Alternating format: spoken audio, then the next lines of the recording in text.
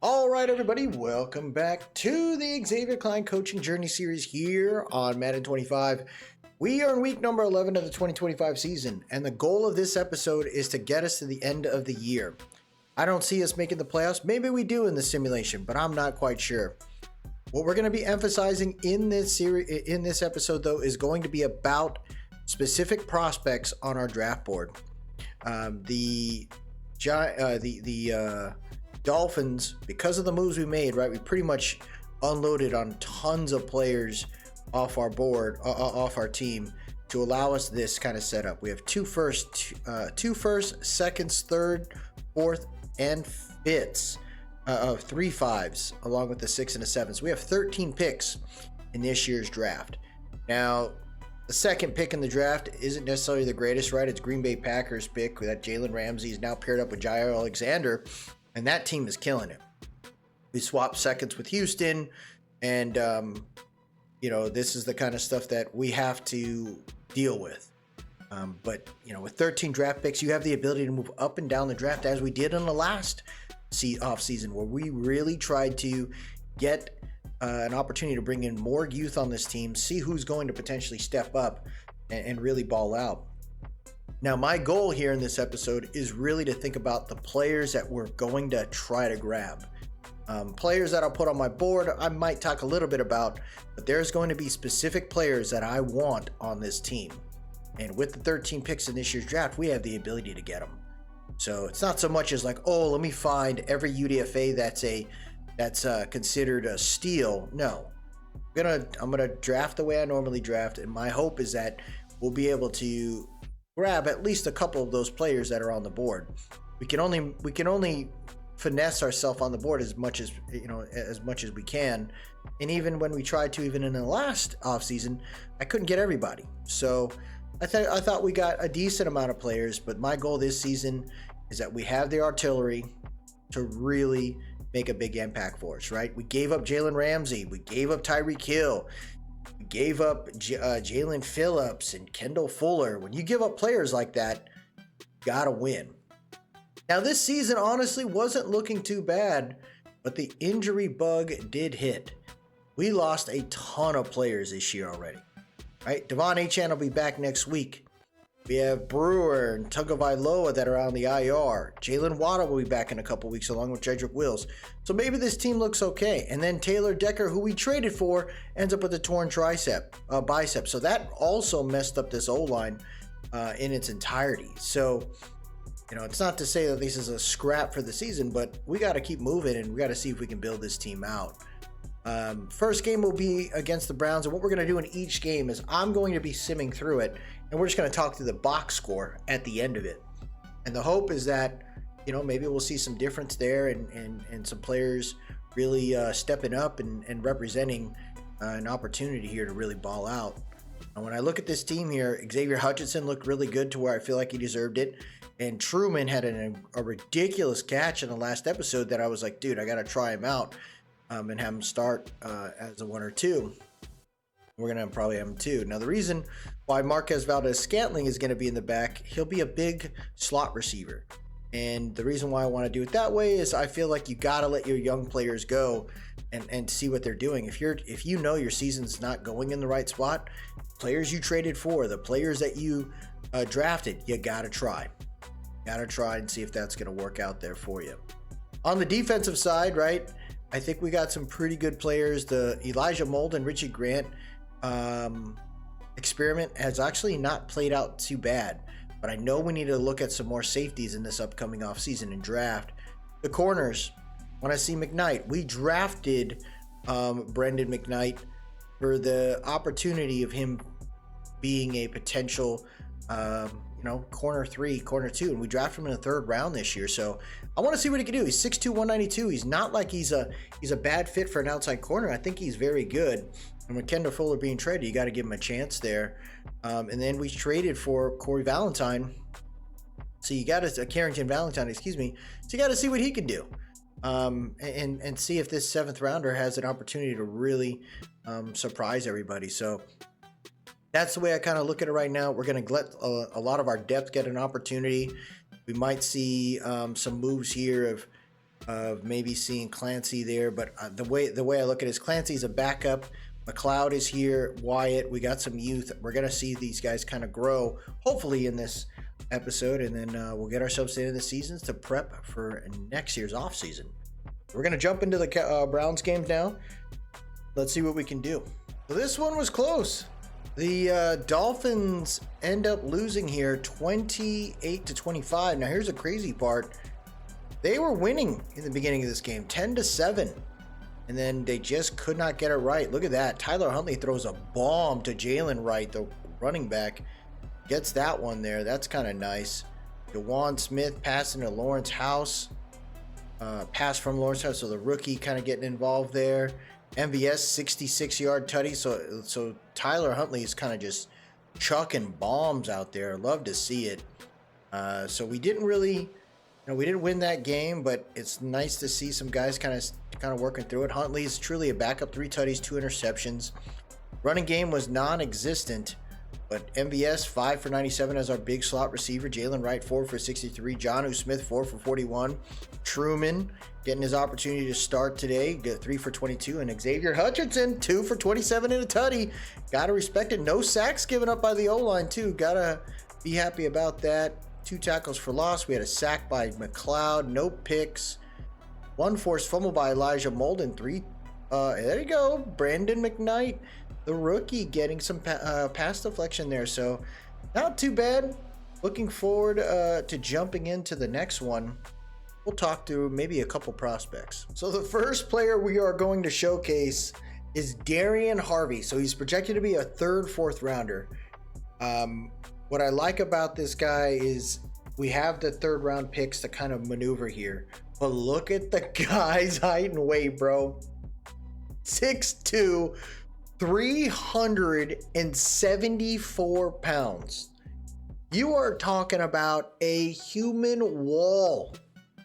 And if we can get him there right on the line, you're building up those DTs to just hold the line and allow the flexibility that we have in our linebacking core to attack those gaps.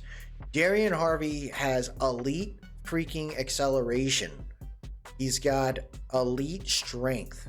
So when I see something like that, you're talking about a guy that could really step up. And with a play rec, that means he'll be able to disengage on the blocks a lot sooner and get where he needs to go. He's not the fastest guy in any way, but when you see someone like Darian Harvey, this is a really sweet opportunity to kind of help with that D-line. And for a mid-round pick, maybe we move up like one of a 5s to get into the early 3rd to grab someone like him. I always love trying to grab linebackers, and we didn't have much luck in the last draft with some late rounders. They're pretty much on the practice squad or cut. But Greg Ingram, another round 3, round 4 kind of guy. He's got all the tools, right? The swim move, the bull rush. He's got the spin. So when I see something like that, I'm like, hey, 6'3", 237. The B zone coverage is quite enticing there. He is a top fit for the Dolphins. He's got great to good speed, great elite to great acceleration, good to solid strength, and change of direction. And he's got that A play rec. So these are 2 guys, right, that we've looked at now that I really think could be pretty nasty for us. Now I know this is a 1st round pick. We got 2. That's why I'm looking at some of these corners. Our DB group in general needs a lot of work. So Derek White is a guy I think is going to be on my board right now. B zone coverage, B man coverage. 6 foot 183, a little thin, but he can still play outside with no issue. You see that with Sauce Gardner, that type of lightweight, not that crazy. Coming out of Alabama too, good pro style type of defense. I think that can help him out. But look at this, elite to great speed, elite to great jumping, change of directions, acceleration. You got a guy that could really change it up for us. And if we can get him in the with our 2nd 1st round pick, why the heck not? Derek White on our board. Now there is a strong safety on my board right now, Amari Baker, another Alabama defensive player, 6'2", 218, pretty good size and weight there. He's got the aggressive ball hawk attribute, so I like a guy who's going to try to go for it. He may get some penalties, but the hope is that he's just going to be playing his zone. He's going to be lighting people up. Decent speed on him.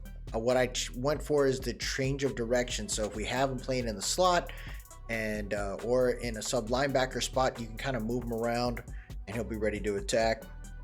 B block shed, B awareness is key. It's a decent start, and hopefully it'll be a good one. So now what we're going to do is jump into the next one, see what that box score looks for us.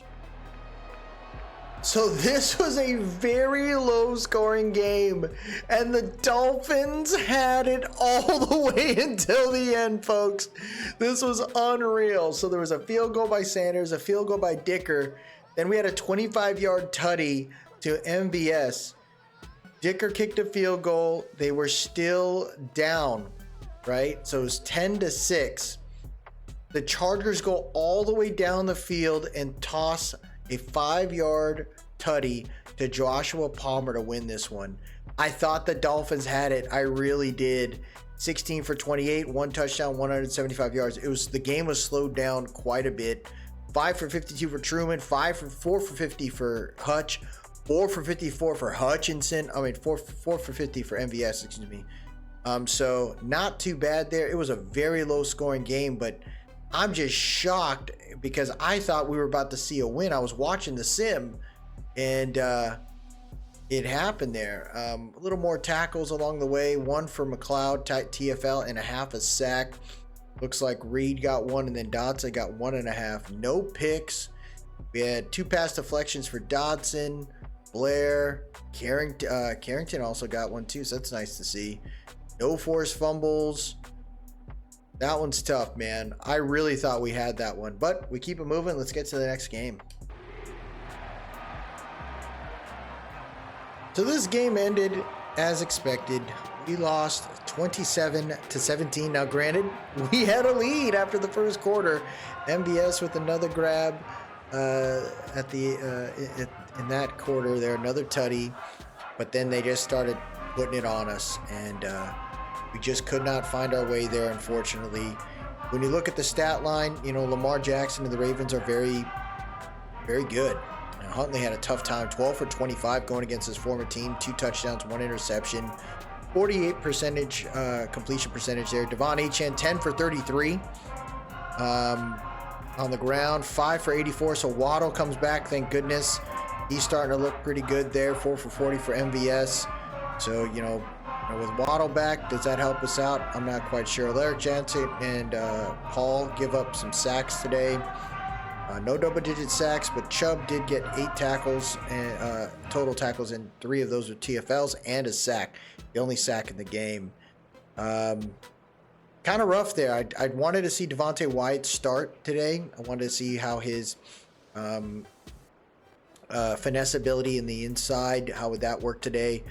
I mean, it was okay, but we also got to remember, too, the expectations have to be different because he's interior. He's an interior lineman. Brandon McKnight, not bad. 7 tackles, 1 TFL. But man, oh man, we need to get better. So I did put a little more focus on Joe Meekins. He's got a power move. Oh no, this is a different guy. This is a guy right below the other dude. 6'4", 367. A power move, B tackle, C block shed. So this is another DT that we're paying attention to. With the play rec, that could be really nasty for us. So I'm hoping he works out. But, we're going to start looking. We got to look at Darian Harvey soon. So the Dolphins get back into the win column, beating the 6-6 Carolina Panthers. Huntley had a pretty good game. 16 for 24, 171, 2 tutties. Nothing too crazy there. Manageable. That's all we need. 11 for 56 for Devon Achane. Huntley ran a little bit there. 6 for 69 for Jalen Waddle. 4 for 42 for Scantling. Truman, 2 for 36. Jonnu Smith got a tutty. 3 for 22. No, 2 sacks given up by Paul and Jackson once again. More, these guys give up sacks. Dodson, Robinson leading the team with tackles. We had 4 tackles for losses. We had 3 total sacks. Chubb with 2 of them. And then we had a pick by Jordan Brooks. And a pass deflection by McKnight. So that's not a bad start, right? Not a bad situation. We get to 5 wins. We can get another one by the end of the year. So the Colts end up fighting back, folks. 21-24. The Colts scored all 24 points at the end of the game. How unreal is that, dude? They were up 7-0 until the fourth. They were actually winning 21-14 with less than 2 minutes. And there you have it. Yoshivas had a touchdown today. Taylor had back-to-back rushing tutties in the fourth. MVS gets a 28-yarder. Jonathan Taylor gets a tutty, and then the defense screws up, and Indy has enough room to kick a 55-yarder with Matthew Hogan. How terrible is that? And it's Justin Fields who led the team there. Tyler Huntley, 17 for 26, 3 touchdowns, 2 picks, so he got a little aggressive there. Jalen Wright ended up being the lead runner today, like 12 for 34. Achane took a little bit of a back seat there. Jonnu Smith, 6 for 75, but MVS again, 2 touchdowns, no issue. Yoshivas, everyone else kind of got shut down on the outside. We had 2 sacks given up, 1 by the center, and then Paul again. You can truly see, like, Paul is probably not the guy, right? So getting Decker really lets you know, like, that was the right move for us. Only 1 sack. McLeod and Chop shared it. We had a pick by Dotson today, a couple pass deflections. Golly, dude. What I want to look at now are probably some wide receiver prospects, so we'll talk through some of those. So we're checking out this day 3 receiver here. 5'11", 176, 122 pounds. Got some issues with some penalties, but the guy wants to extend the play where he can. Dropping it can be a problem, but when you look at the physicals right here, check this out. I looked for someone with elite to great agility, and he's got acceleration and speed to go with it. He's a smaller receiver, so the hope is that if at least he'll be a special teamer for us. But Jeremy Fulcher is kind of a deceiving player here in a day 3 pick, and we got 5 5th round picks, so Jeremy Fulcher could be used for one of them. Player we did a little bit more research on is Najee Cloud, 6'1", 211 pounds out of Georgia. This guy has B catching. His route running is okay, but the C release is not a bad start. He's got some issues with climbing a ladder, so really you got to put the ball on him. But he takes good care of the ball. Great to good acceleration. Solid to good strength. His speed isn't that crazy, but who knows? This could be a very fast group of players here in this upcoming draft. Medium route running, B catching, A spec catch, A to B awareness. This is a guy here, then, I'm telling you, at 6'1", 211, he may honestly be a guy that I could convert to the running back role. He could be a very solid guy in the third down room, but we'll kind of play that by ear. So to kind of tie to the receiving theme here, right? I'm looking at receivers. I did check out some tight ends. Jonnu Smith's not going to be here forever. Stone Smart's all right, but he's not the main guy here. And you got to consider looking at some other players here, man. There's a 6'5", 243 guy.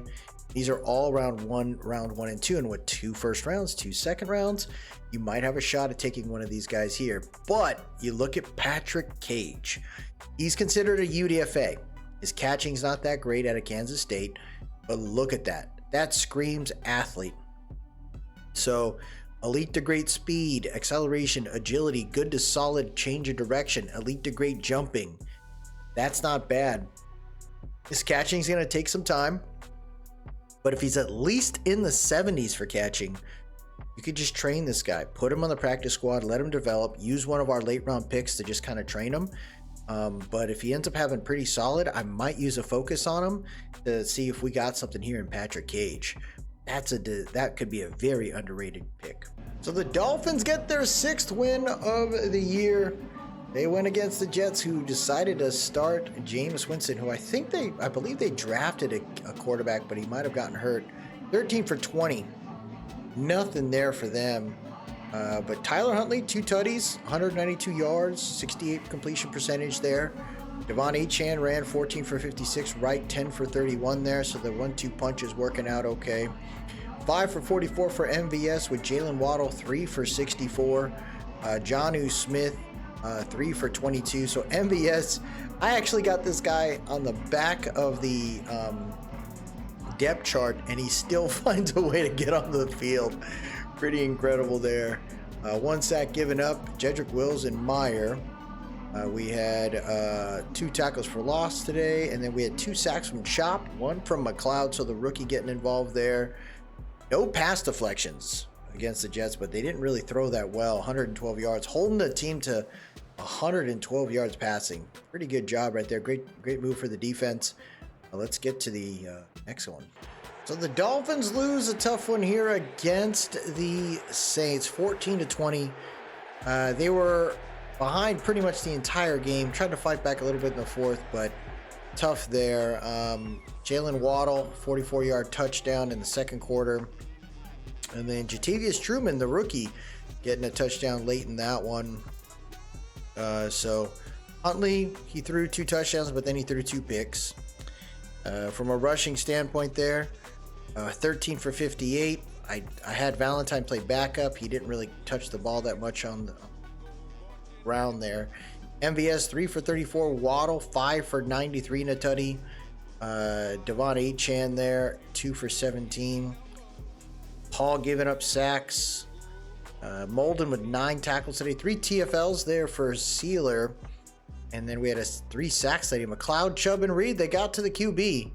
So I like that, man. I like that. Forced fumble today as well by Tyrell Dodson. There's no recovery. We got one more game, folks, and then we'll probably sim through the playoffs. So the last game of the season, we lose a close one against the Falcons. I put a lot of younger players into this lineup because you figure you give them a chance to play. Deron Valentine ended up scoring in the first quarter there, and then Penix throws an 80-yarder to Raymond McLeod. Valentine scored another one late here. So the young running back's getting some time and getting some good opportunity. 16 for 30 though. Huntley just ran out of gas. 13 for 53 for Valentine and 2 touchdowns. Receiving 7 for 119 for Waddle, so he does hit the 750-yard mark for us. Truman 4 for 43. Hutch 2 for 18 there. We had 3 sacks given up in this one. Kind of rough. 2 tackles for loss. Chop and Jay Reed there. I wanted to get some other guys going like Tyndall. I wanted Tyndall to have an opportunity to play a little bit today. The defense did as best they could. They just fell short. So that'll be the end of the season. We'll look at the stat line and then we'll start simming through the playoffs. So around the league, folks, big firings happened.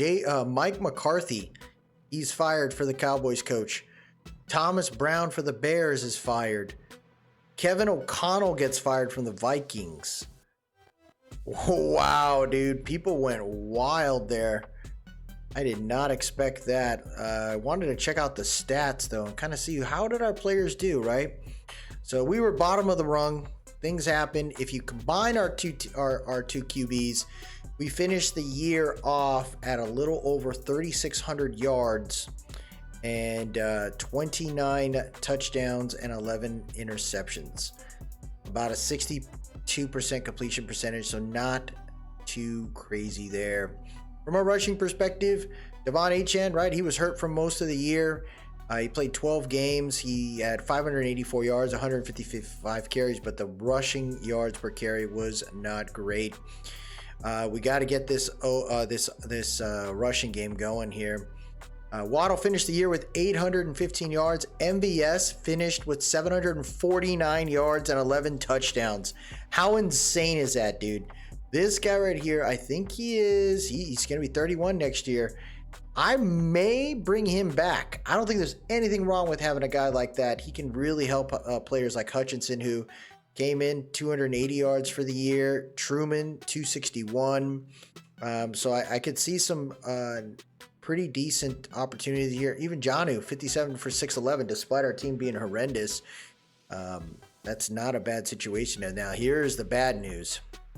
When you look at this team, Patrick Paul, second year in the NFL, giving up 14 sacks. So the Decker pickup was definitely necessary. Jedrick Wills, I think we're going to have to move him into right guard. I think he might be a better fit there, which will allow us to maybe go after another tackle, spend that money. Austin Jackson, I don't know what his contract looks like.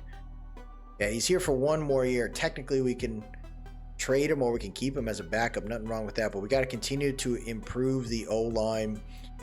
Just the injuries kind of just took a toll. Win though, 1,041 downs played. He was the most for our O-line, and he only gave up 4 sacks, so can't complain on that one. That's a good thing to see right there in someone like Isaiah Wynn. Defensively, only one player finished with 100 tackles, and that was Tyrell Dodson. Surprisingly, Jordan Brooks was 92, and he was on the field a lot. He probably would have hit the 100 if we would have let him play that last week, but when I see someone like Jordan Brooks, who we're going to officially make him a captain, I don't know why he wasn't one. Jordan Brooks is one of those guys that I really feel like needs to be on this team for the long haul there. So him and Dotson are going to play well. 90 tackles for Elijah Molden, 74 for Kadir Kahu. Chop Robinson finished the year with 14 TFLs and 7.5 sacks. That is awesome to see right there. So this second-year outside linebacker looks pretty good. Zach Sealer, the wily veteran, still figures it out. We got to figure out how we're going to use him next season, though. Jordan Brooks with 2 picks, and Dotson with 1, and the rest of our team with none. 8 deflections for Dotson, 7 for Brooks. We got to get that right. Holy moly there. Walton with 2 forced fumbles. So I think all in all, our team is moving in the right direction. We just got to figure out how to kind of keep these pieces together here. We'll advance it. Actually, we can check out who the bracket is real quick. Just kind of gauge on that one. So the Giants make it. They're the 7th seed. They're going to go against the Eagles. We'll see if they make it. Commanders. So 3 NFC East teams make it to the playoffs. Cowboys outside looking in, which is why McCarthy got fired. Saints made it with the rookie QB. Pretty cool there. Look at the Browns. They made it with their rookie QB. Bills #1 seed there. Broncos get to play against the Bengals, and Jags against the Chiefs. So little change of situation here, but not too bad for these guys. We'll advance it here and see what happens. I don't know if we necessarily did, because I know our staff can be taken, so we always got to pay attention to that. But we got such a young group of staff, so I don't know if that move's going to happen anytime soon. In the division round, looks like the Bengals beat the brakes off the Broncos. Ravens said, hey, Browns, you have your rookie QB. Better luck next time. And then the 5th seed Chiefs beat the Jags 14-10. Lions beat the Saints 34-24. Eagles beat, that was a close one, 35-28. And the Commanders beat the Niners. So the Niners, man, they're on track to have to reset for sure. That's a team right there that they gotta, you sign your core pieces, but you're gonna have to draft heavily on the rest of that draft to get that filled out. Ravens beat the brakes off the Chiefs, so they finally get over the hump there. But now they got to take on the Bengals, who beat the #1 seed Bills 28-22. Commanders lose to the Packers, and the 1-2 seed meet at the championship. Eagles beat the Lions 34-28. That's not bad right there. That is not bad right there. Let's see who makes it to the Pro Bowl. Let's see who makes it to the Pro Bowl. Let's check out first who is in the Super Bowl. The Bengals and the Eagles. So the Bengals beat the Ravens 28-27. Lamar has yet to cross again to the bowl. He is short. The Bengals make it work. And look at the Eagles. They are angry. 46-25. Holy hell, man. They are prepared. When you look at the Pro Bowl, did we make any of it? I doubt it. I'm looking on. Ingold made it as a fullback. Nice to see there. Wouldn't be surprised if I didn't see an O-lineman. Defense, though, would have been kind of neat to see if we had a defensive player there. Unfortunately, I don't see anybody there. Oh, that's sad. So we only had a fullback that made the Pro Bowl. Insane. So the Eagles and the Bengals. That's gonna be kind of neat. I want to see if we got any any of our guys, though, did we get any dev upgrades? That'd be kind of sweet. Let's check it out here if any of our players got one. It doesn't look like that's the case. So Valentine, the late round pick, ends up being a star dev.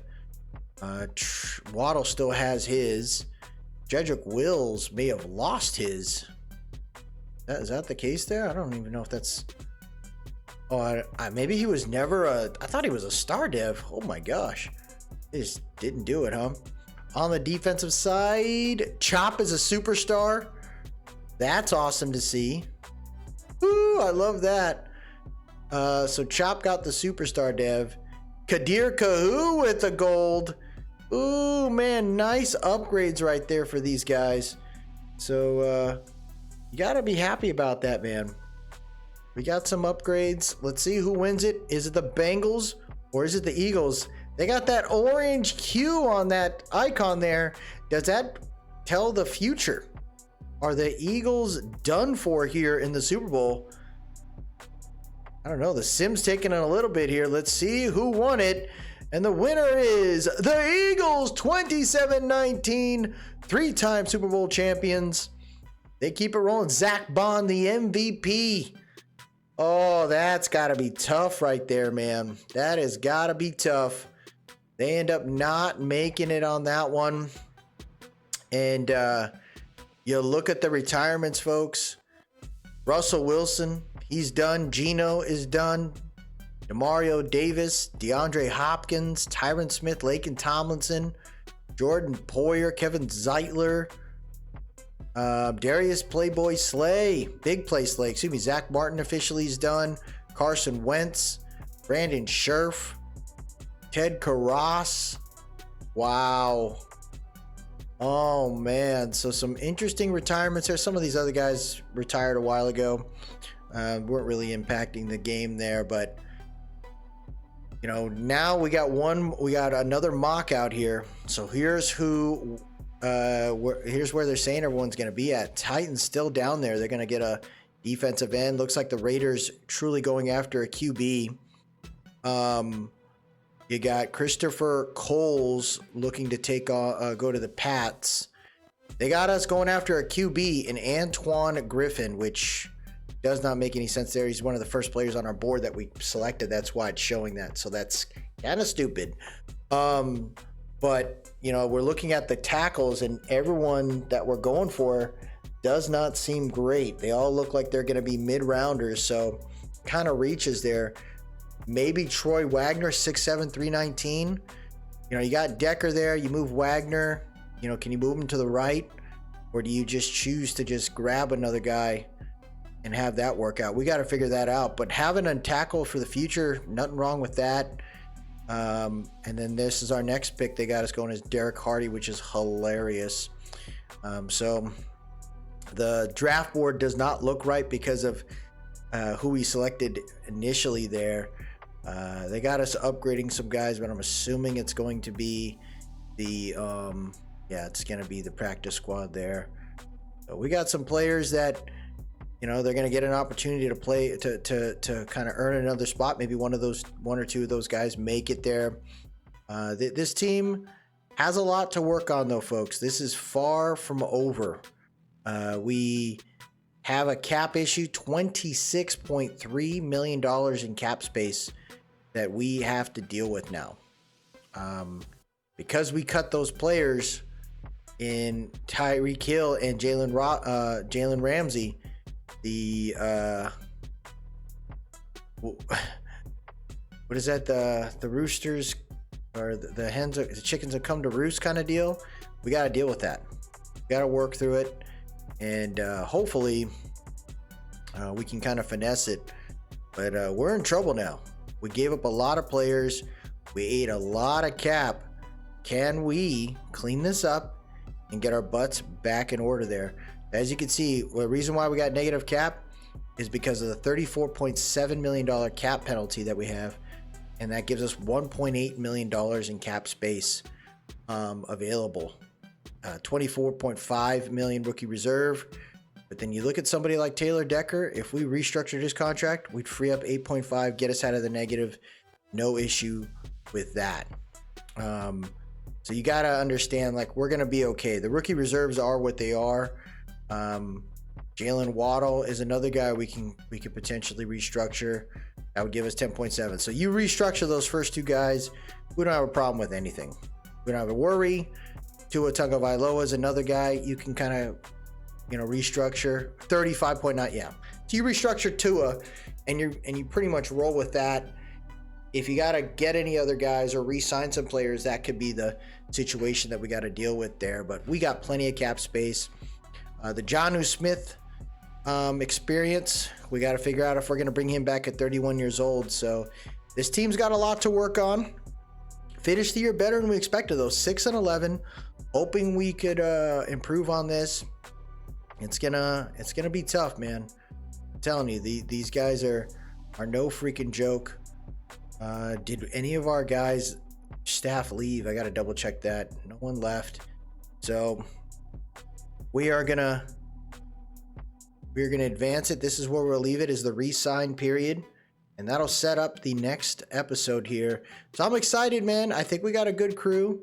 Let me double check here, because sometimes dev traits get reset initially. So Valentine loses his, which makes sense because he's a late round pick. Waddle lost his, and I'm going to fix that. I don't think that's really fair for Waddle to lose it. He was hurt for most of the year and still ended up with a pretty good situation there. We'll give him his superstar back. I think Kadir Kahu as well. We got to check to see if he lost his dev trait. Let's pay attention to that. And Kadir Kahu, Chop kept his, so it's nice to see. Did Kadir keep his? He did not. What the hell? Dude, did you see it? They made him lose both of them. Yeah, right, bro. The guy was legit for us. How do you freaking take away both of them? That's insane. So we updated that real quick. I wanted to make sure I showed it so people aren't like, hey, what the heck happened here? Did you edit a player? So those are the edits there. That is where we will leave it. The Dolphins have a lot of work to do still. But I'm still, I still think this is a pretty good squad. We can still finesse this thing, move it around. I'd still think we got to go after another tackle. Brewer hopefully stays healthy, but we got some plans for that. The wide receiver group, honestly, there's a chance we bring back someone like MVS again. I thought he played well. Or we see somebody else in the free agency market. Maybe they kind of surprise us. But this is going to be a fun one. Continue to build. Continue to work through it. And I'm looking forward to another offseason. That'll do it for us today, everybody. If you like what you saw, please drop a like, leave a comment, tell me what you think. And most importantly, subscribe to keep up with the series. I appreciate everyone that stopped by today. Y'all have yourself a good one. And for now, fins up.